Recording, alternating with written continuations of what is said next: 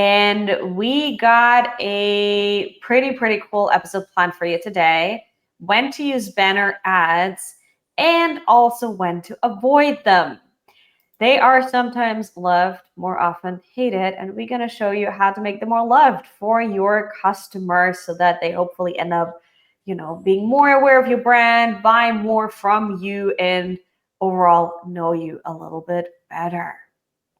Yeah. Now, to get started, Devin, what are banner ads? Oh, those annoying ads, those super annoying ads that you see on the side of your screen when you're busy trying to read a Forbes article or any article online and you're thinking to yourself, man, what is the purpose of these? Why do I keep on seeing these? Why are companies spending all of these hundreds and thousands and millions of dollars on these ads? Clearly, no one clicks on them. You're watching YouTube and it pops up at the bottom of your screen. It's annoying. So those are banner ads. They are part of what Google likes to call display ads, and the professional name that digital marketers use is we'll often call them display ads. So we'll interchange between banner ads and display ads. But yeah, they are basically those little pop-up ads or the ads that you always see at the side of your screen. Perfect. And when should I actually do these? And I'm not a graphic designer, so how I can actually get those done? Yeah. Well, in terms of the graphic design question, I think AI doesn't give you that excuse anymore. So there are so many ways that you can put together a good ad. And the nice thing about Google Ads is they make it pretty easy for you to put one together. And so what we'll do in a second is we'll show you a couple of setup secrets maybe, and we might even show you how you can put together an ad. But the main thing that you need to understand is the ad, the picture. You don't have to be a professional graphic designer. You just have to show them either your product or a future version of themselves. So I'll give you a little bit of an example here. So if you're selling a product, it's obvious that you want to show the product in the ad, right? So let's say you sell cell phone covers, let's say you sell car parts, whatever it is, you want to show that. But also when you're a real estate agent, or maybe you're a company that does traveling or safaris, you're not going to really take a picture of a lion there. Otherwise, they're going to think that you're selling a lion, which would not make sense.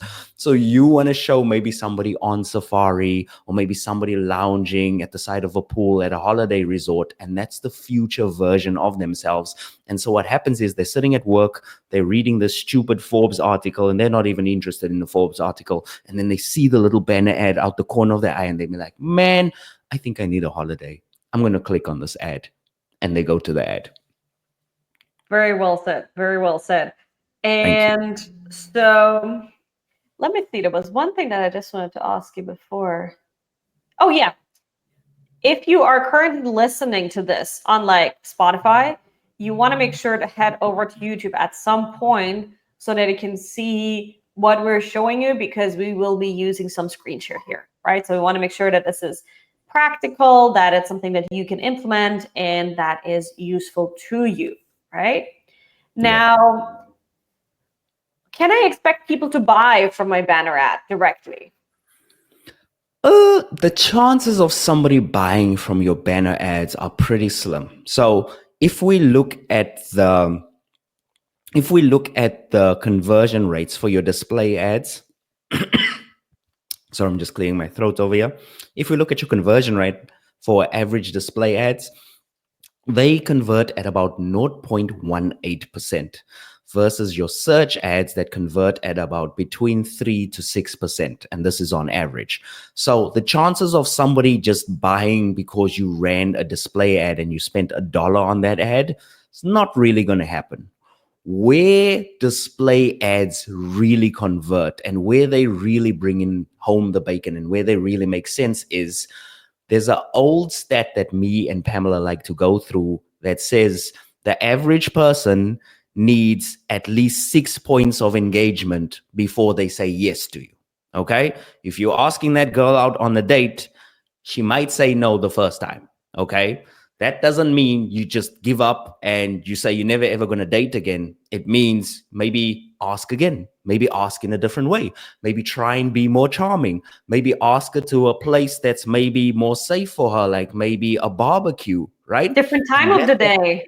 I'm a coffee girl. exactly. Don't ask me out for dinner. Like I need, I'm asleep by like 8 p.m. Well, there we go. And also, like, and don't ask out at like 5 a.m. in the morning, because who looks good at 5 a.m. in the morning and wants to talk to someone? Exactly, So, exactly. That's why I keep sipping this coffee, right? So for everybody who's wondering, like I'm just, exactly. So, when we think about display ads, it's you asking again and again, right? So, the display ads might only not convert that much, but over a period of time, if somebody keeps on seeing your ad and keeps on showing up, you're actually going to start getting good conversion rates. It's what I like to call a sidekick campaign. It's not your main campaign, but it's a great sidekick. It helps you get so much more conversions that you wouldn't otherwise get. You know how they always tell you not to believe what you see on social media? Well, this boardroom, it's rented. This plant, it's fake. And this big presentation screen behind me, I don't even know how that works. Look, if you're a small business owner, you're probably already very good at what you do. You do not need some online guru that's going to come in here and tell you how to run your business. What you do need is more clients. And that's exactly what I want to show you how to get. So I am running this workshop and I'm going to show you exactly how to get your first 100 leads with ads. That's right. No more creating social media content, no more DMing people or spamming people, and no huge budget is necessary. All you need to do is click on the link below, sign up for the workshop, and get ready to get more clients. I will see you there. So to give you an example, right? I recently bought this eucalyptus oil, and let's assume I've seen ads about that before online, because sometimes I do, because I like all this kinds of stuff. And then I was at the store, and I'm not going to say it because otherwise we're going to give a certain big brand quite some ads here. And I was like, oh, this is interesting. And they had it on sale because it was like last charge and everything. So I got this for like 15 cents for like an organic essential oil. That's like nothing, right? Wow. But if I hadn't seen those ads before, I wouldn't have even been aware of the brand. I wouldn't have even had interest. And so I was like, oh, this is perfect. It's on sale. I've seen it. I know it's good. Let me grab it. So you have those awareness ads that when in the moment somebody's ready to buy, they don't even think about it. Like, yeah, let me just grab that. Yeah. And a lot of agencies, I think that the problem with brand awareness is a lot of agencies use brand awareness as a scapegoat for getting you bad results. And I think this is a big problem for business owners, because when we hear the words brand awareness, we kind of switch off because we're like, oh, yeah, it's not going to make me any money. So why do it? And you have to understand something. Brand awareness is a real thing. And I think that your agency's job is to get you results. So I'm not saying that because this is brand awareness, you're just going to lose money doing it. What you need to understand is, in order to sell anything, even if you have the best product in the world, people need to know about it to search for it. And even once somebody comes and lands on your competitor's website and they didn't buy, it doesn't mean they stopped looking. People are constantly looking for things, right? There was a time when I was just looking for a standing desk. And so I would click on anything to do with desks, right? I was in the market for that particular product or service. And so if you just targeted me on Google search, yeah, you might have had a sale. But if you didn't use display ads, you would have lost that sale from me, because I was clicking on display ads too. And so what we want to do is we want to be omnipresent in our marketing. We want to be there on search. We want to be there on display. We want to be there on YouTube. We even want to be there with meta ads, so that somebody cannot look somewhere and not find our product or find our service. And that's what brand awareness is. Yeah. Yeah. And if you've watched one of our episodes before, you might have heard me say that is people learn with all kinds of senses, with their eyes, they smell stuff, they hear stuff, they taste stuff. So the more you can be omnipresent, as Devin said, in terms of senses, the better you engage all kinds of aspects around their beings and how they make decisions, right? So we want to make sure we provide people with a Dolby surround experience. There we go. That's Right? absolutely perfect. So now a lot of people, or quite some of you might know banner ads from retargeting campaigns. And it can be quite annoying. You just bought a pair of, let's say I just bought these pair of blue light glasses, and then suddenly I start seeing this pair of blue light glasses online when I just bought it, right? So does it actually make sense for me to create such a campaign, like such a retargeting campaign? Or when should I actually use retargeting with banner ads?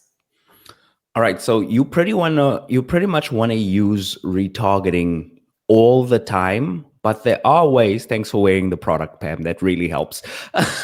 But there are ways, and there are a couple of things that you want to do. So when you have your retargeting campaign, you're retargeting maybe everybody who visited your checkout page. Now we know that some of those people have bought, like Pam has already bought. However, the vast majority of them did not buy, and that's where retargeting campaigns come in clutch. What you can also do is you can exclude the people who have converted already. So it's not wasted ad spend. And you know what? I even explained this to some person once because he was like, oh, retargeting ads are going to be a waste of money because if someone converts and they see my ad again, then they're going to click on it and cost my money. So I said to him, okay, let's think about this logically. If you buy a lime green Jeep, you just bought a Jeep, and you see an ad for a lime green Jeep, are you going to go and click on that ad? No, because you already have the product. So the chances of somebody clicking on an ad when they've already got the thing, it's probably not going to happen. And so I feel like it's a little bit paranoid to think that way, but there is a way. We're going to show you a way that you can exclude people who have already converted, but it doesn't waste that much money in the long run, even if you didn't. Yeah, and I think it got a little bit of a bad rap from many, many years ago when all the big company brands used to get into that targeting, right? And they didn't exclude all these aspects. So obviously people think, oh, what the big brands must know what they're doing. Trust me, they don't. Because most of the big agencies don't. So yeah, but we don't want to get into that right now.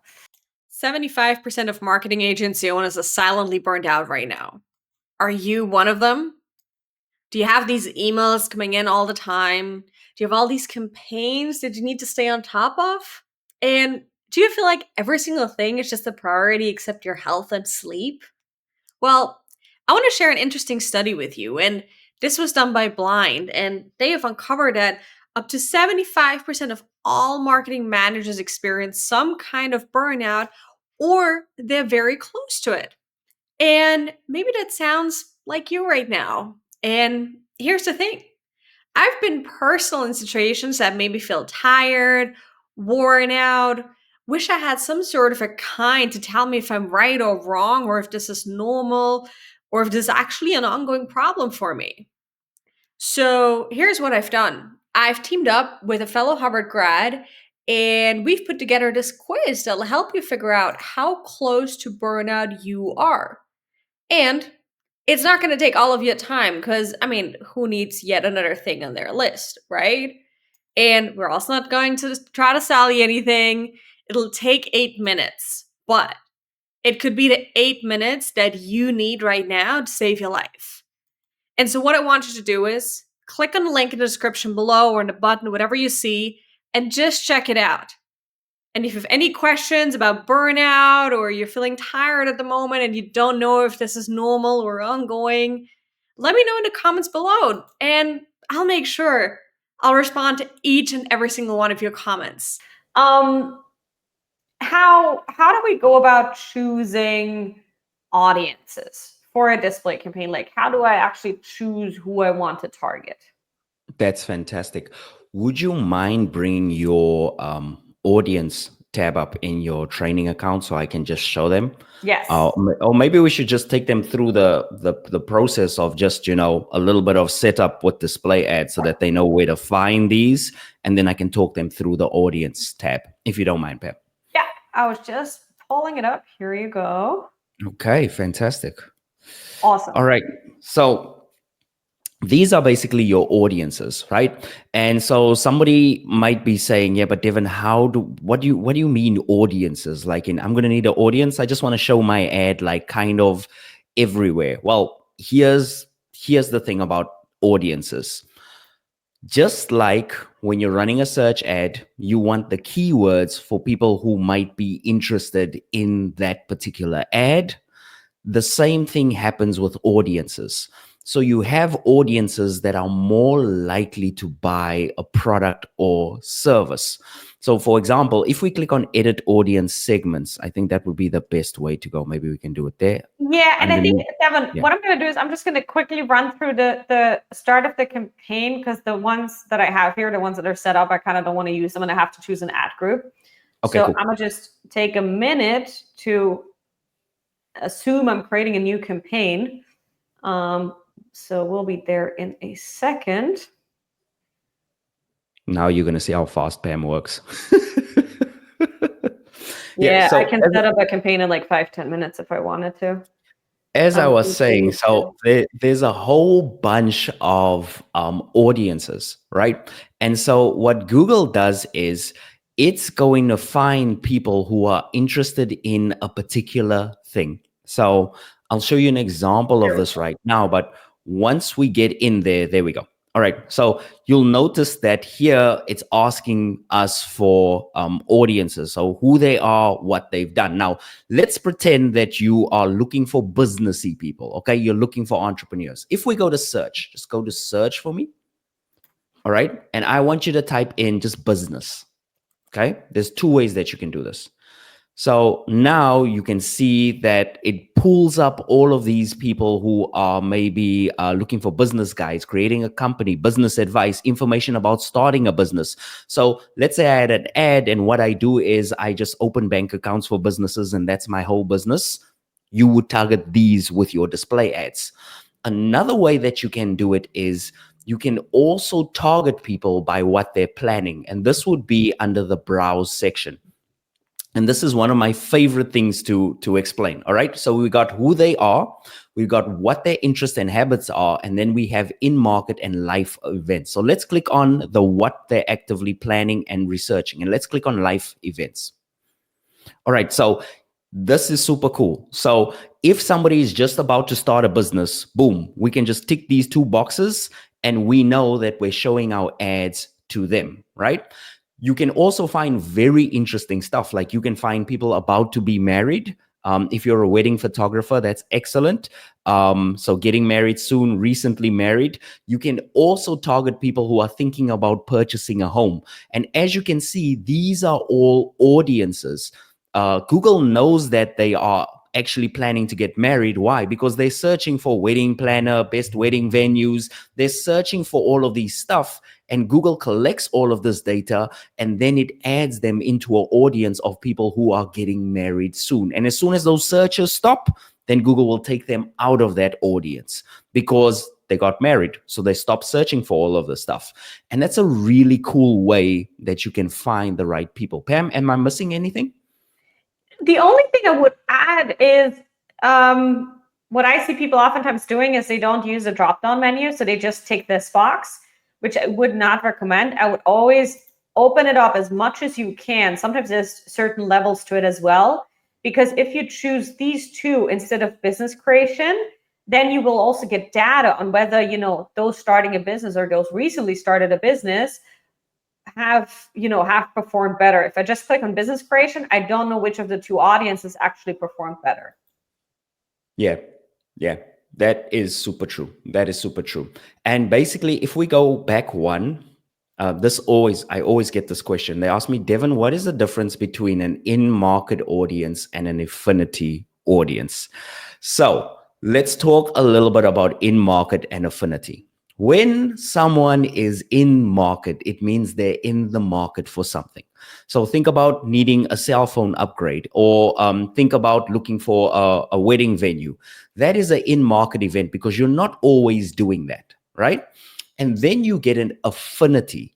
And that's somebody who has natural interest in something. So, for example, if you're always watching videos about tech, or you're a foodie and you're always looking for food places, and this is just what you do every single day of the week, you're just watching stuff about food places and where to eat, then they're going to put you into an affinity audience, because every single month, every single week, this is kind of like your habits. And so you're not in the market for a foodie type of thing once. You're probably naturally a foodie, and you're probably always looking for places to eat. So they pretty much always guarantee that you're going to look for places to eat, and therefore you'll be in an affinity audience. So if we were to simplify what Devin just said with that long ramble, affinity is permanent. In market is temporary. And I'm getting hungry. There we go. I'm really getting hungry by looking at that. All right. So, Pam, we've talked through the basic audiences. Do you mind walking them through a custom intent audience? Yes. So just quickly here, if you might be wondering, well, how do I select these audiences here?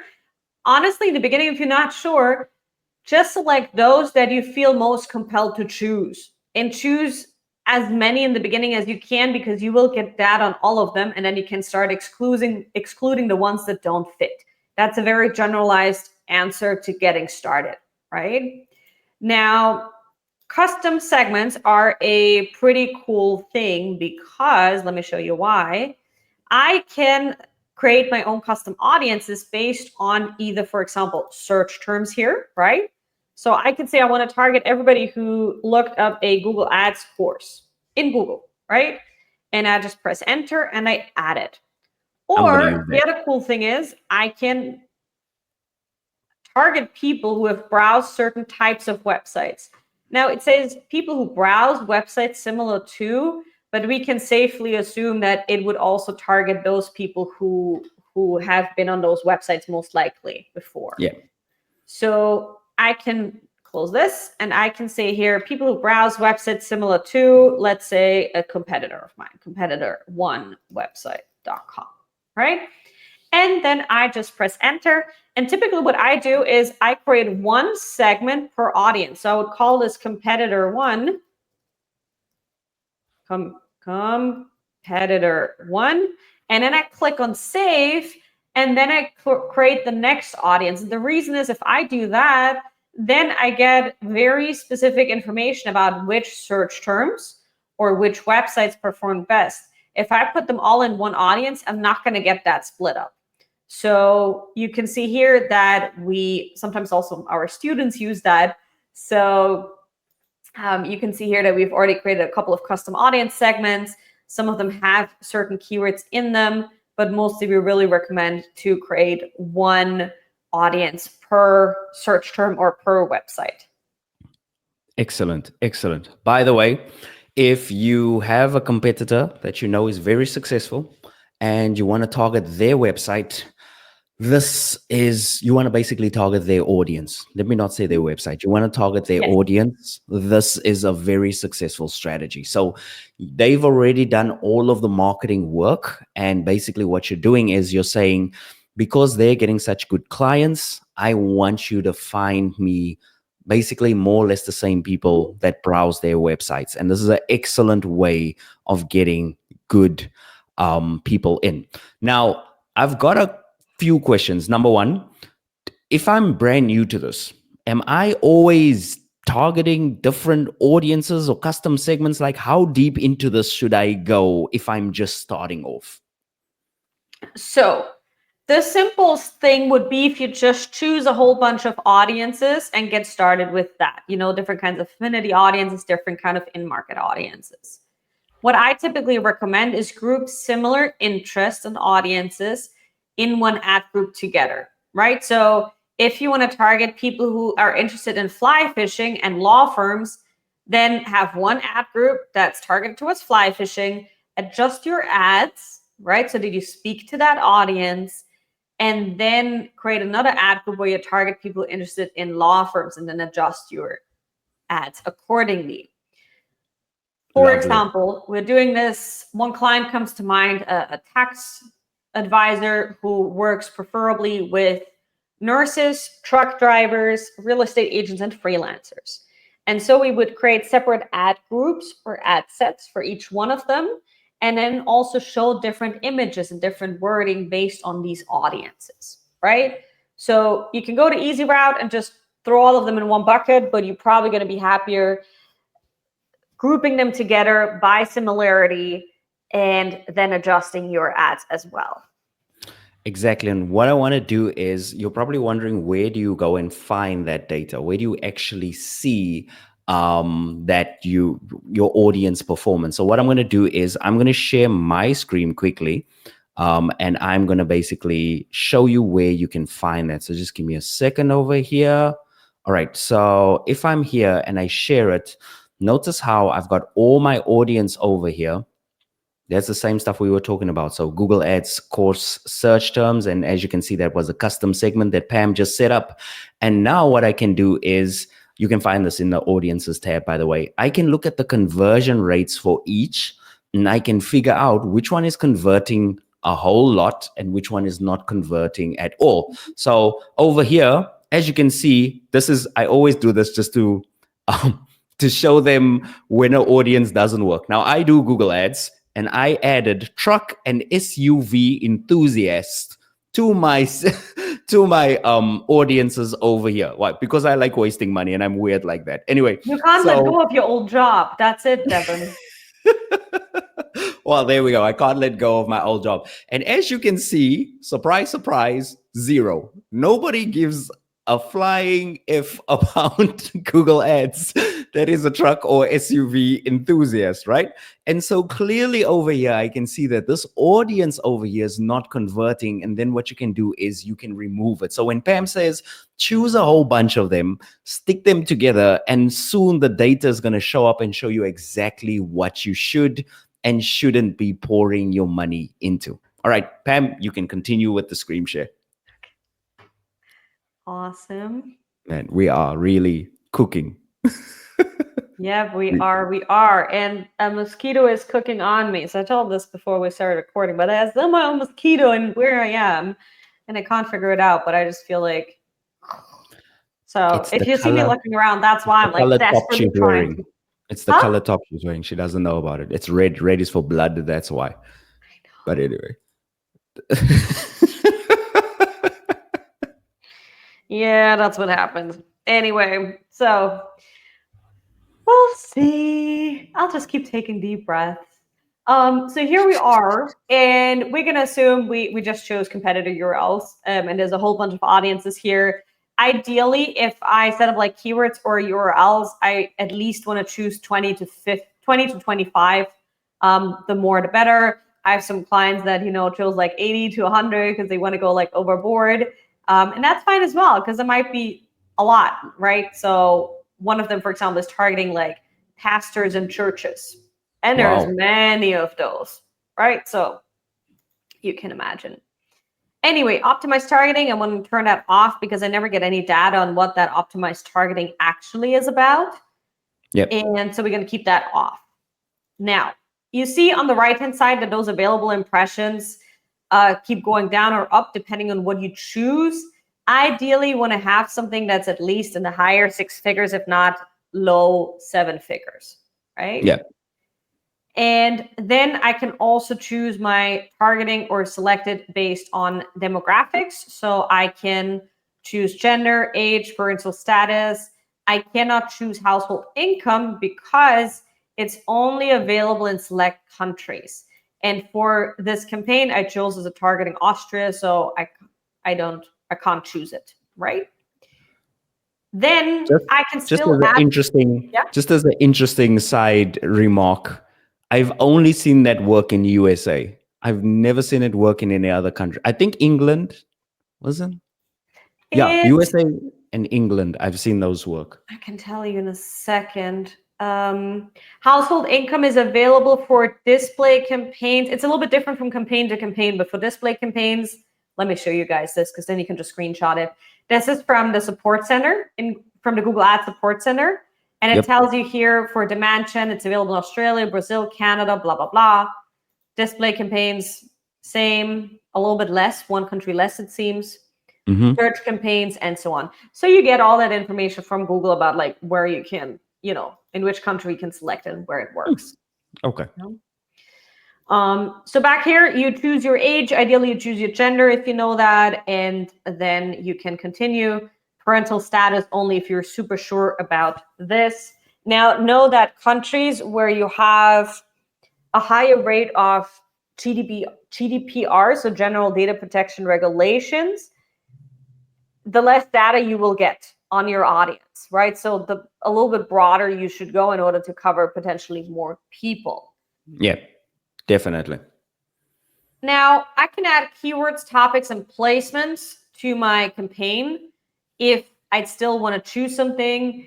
Keywords, these are terms related to your products or services to target relevant websites. Topics are like broader topics than like affinity audiences or in-market audiences that certain websites are about where your ads would show. And then placements is if you really have like specific YouTube channels, websites, and so on, where you want your ads to show, right? So plenty of categories here to choose from. With placements, what I typically recommend is wait until your display campaign has ran for like 2 to 4 weeks, because you will get a placement report similar to the search terms report. And then instead of choosing those all by yourself, you can just see in the placement report which one worked well and then use those and apply them in a new ad group. Yeah, definitely. And let's not forget, this is all about finding your ideal clients where they are. I think a lot of people lose sight of this. So a lot of times when you're a business owner, you might think you really know your clients, you know exactly where they are. Some of these audiences might really seem weird and wacky. And what a lot of business owners don't do is they make these big assumptions without any data, right? So for example, with me, like truck and SUV enthusiasts, okay, well, that's an easy one that we can say that, okay, fine, those people are probably not interested in Google Ads. But what about people in the digital marketing space? Or what about people that are maybe older people, 65 years and up, starting for Google Ads? I might not know if that is a good audience or a bad audience. What a lot of people do is they just dismiss the audiences without having any data. So it's always important that you start off, even if you're losing a little bit of money at first, it's better because you might lose out on money by not including one or two weird audiences in. And once you do that, you're going to have data. And once you have data, it's going to be a super easy decision. You're literally just going to look at the lines and the numbers, and you're going to see what your cost per conversion is, what your conversion rate is, and you're going to be in such a better position to make that decision. But don't go ahead and just add like one audience and tell yourself, yep, these are the only people that are going to buy my thing, because that's what I typically see. I see a lot of people over investing in one audience instead of spreading their display ads around. And the one thing you have to understand is that display ads are cheap. They are super cheap. They are like dirt cheap. So it's the cheapest type of ad that you can run basically on Google Ads.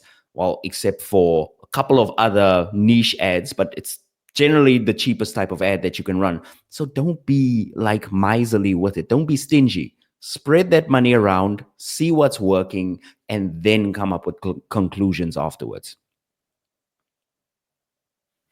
Pam, you're on mute. I'm muted. Never stops. Also important to know is people keep saying, oh, but the cost per milli CPM, that's how you bid in for your display campaign, how you pay, the cost per 1,000 impressions keeps going up over the years. While that is true to a certain extent, I've seen that if you do well with your audience targeting and you actually keep adjusting your campaign, you have a good creative, that is typically not an issue. So don't let any articles from any online magazines like derail you from setting up a display campaign. If it's done well, it's, as Devon said, the cheapest way to advertise.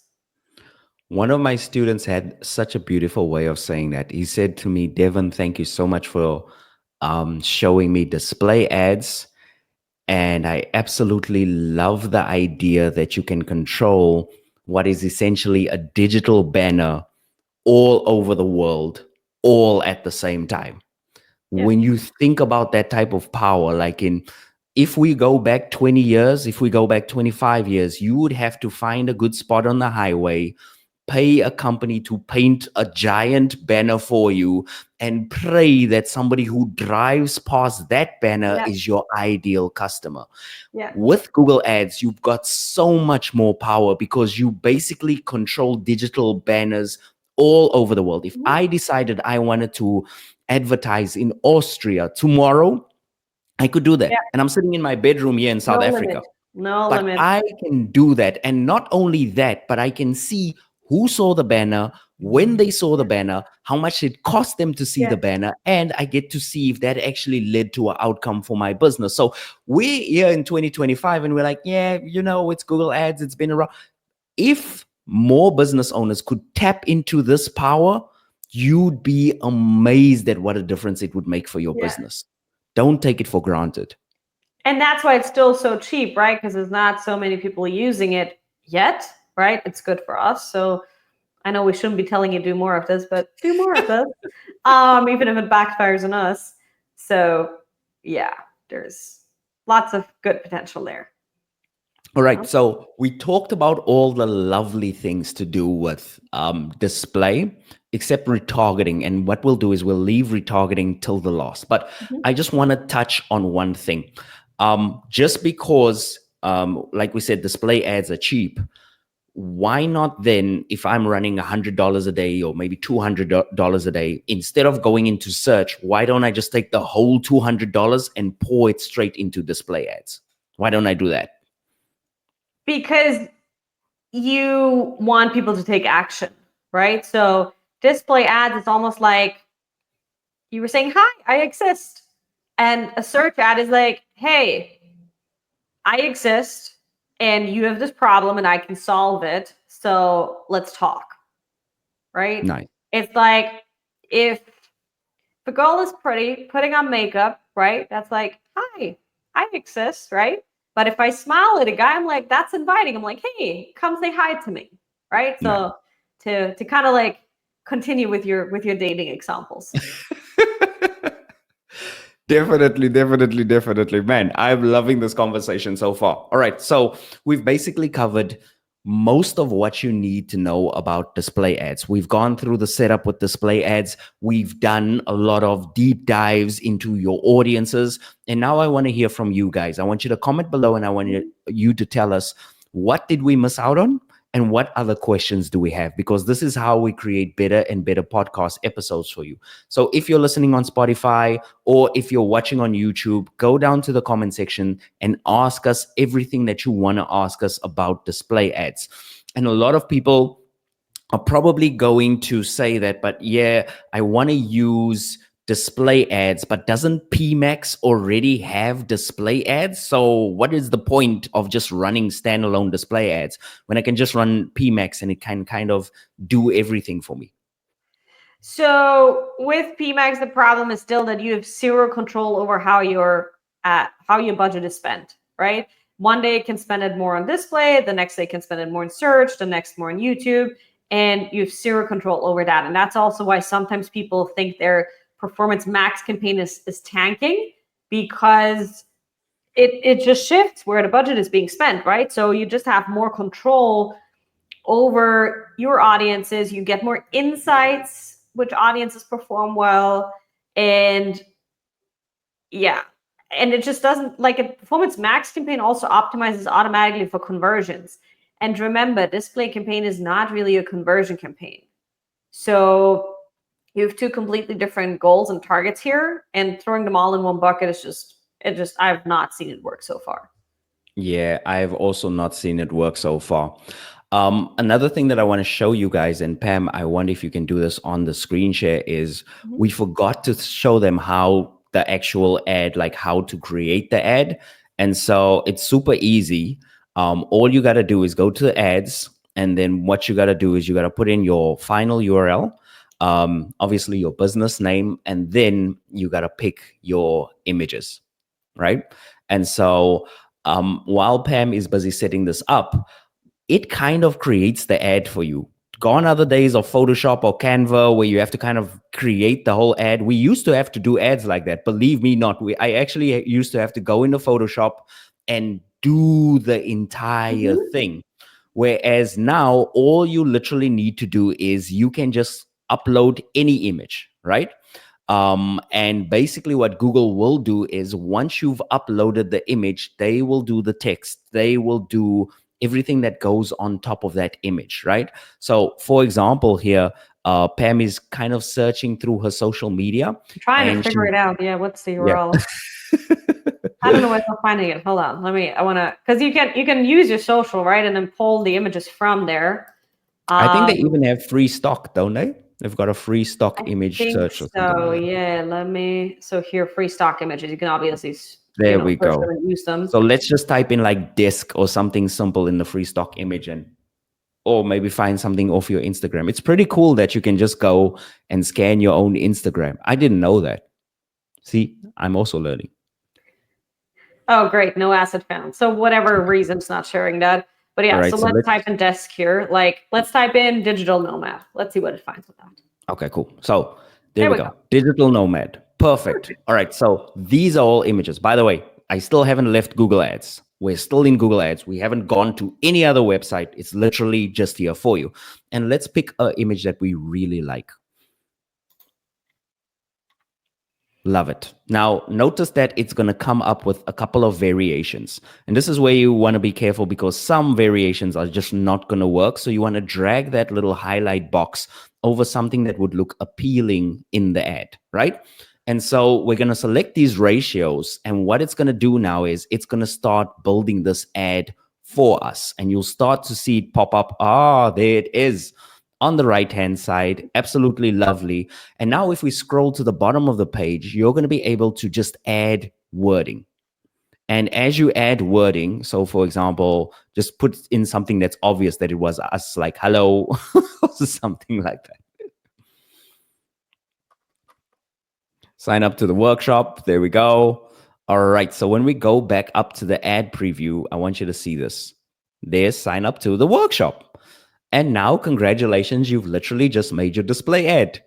No designer necessary. You don't need to hire anyone. You didn't even need to leave the Google Ads interface. And guys, we did this in 30 seconds. So do you have an excuse?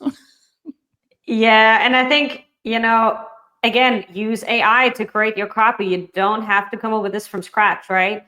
Fill out as many of the given fields as possible. And then also here, add a call to action to your custom colors, right? So call to action text could be, let's say, sign up if you want them to sign up to a webinar, right? And then I can add my custom colors, which are like my brand colors.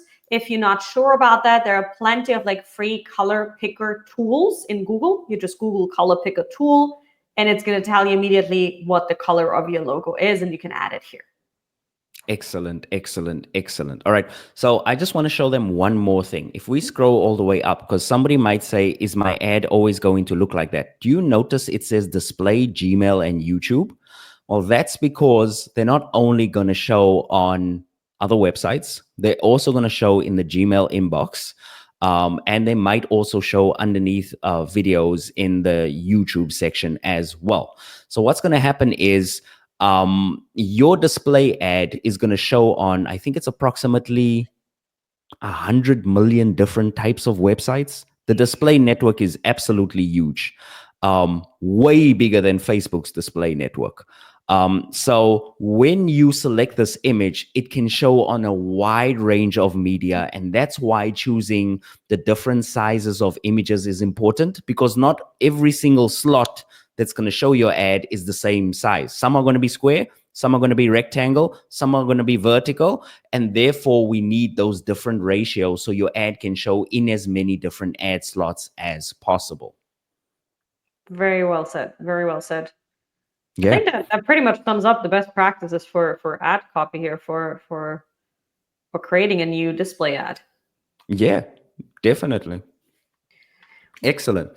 All right. So I think we've created an ad, and all that's left for us to do now is just to click next, set our budget, and just go ahead and run the ad, which obviously we're not going to do on this episode because we're not going to do it for you. Otherwise, we'd make all the money and you wouldn't. But yeah, my closing thoughts on display ads. Or Pam, actually, ladies first, you go with your closing thoughts, and then I'll go with mine. So I think at the beginning, don't worry about retargeting campaigns. Just set up that brand awareness campaign, and you can worry about retargeting later when you really have too much traffic to worry about, right? But set it up, set a small budget, and just let the data come in and test it, right? See for yourself how people react and learn by doing. Like that's really the only way to go about it here. Yeah. I would encourage you when you're running ads to have a short term, a medium term, and a long term outlook. A lot of business owners have this feast or famine attitude towards their advertising. When the ads are good, they ignore it. They don't care about it. Yeah. They've got a business to run. They get busy. And then all of a sudden, when the ads start dropping performance, they show up, Devin, oh, I don't know what happened. Everything was fine. And then all of a sudden, my ads, they just mysteriously dropped overnight. That's not. Why was that a Trump like accent now? I'm sorry. I should have said it like that. It almost fit. You almost got it. So I don't want you to do that, right? I don't want you to just say your ads mysteriously just dropped in their performance overnight. Every single ad campaign is like having all of your eggs in a basket, and you don't want to put all of your eggs in one basket. So what you want to do is you want to have your search campaign. That's fine. Put most of your money toward your search campaign, but save the 20% of your budget for experimentation, for retargeting, for these types of display ads, because you might just find, and this has happened on multiple occasions, you might just find that these are actually far more profitable than your main ad types. And you'd never know that because you're in that feast or famine mode. So those are my last words to you.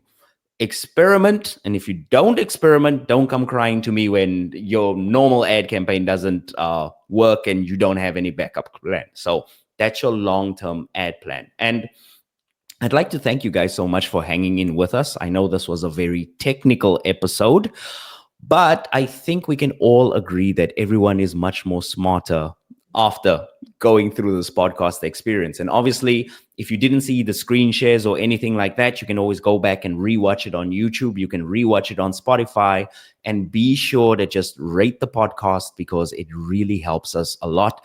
And it helps more people find this good information. Obviously, you don't want your competitors to find this good information, but you do want your friends, your family, people who are running other types of businesses to find this good information. So thank you so much for listening in or watching in wherever you are.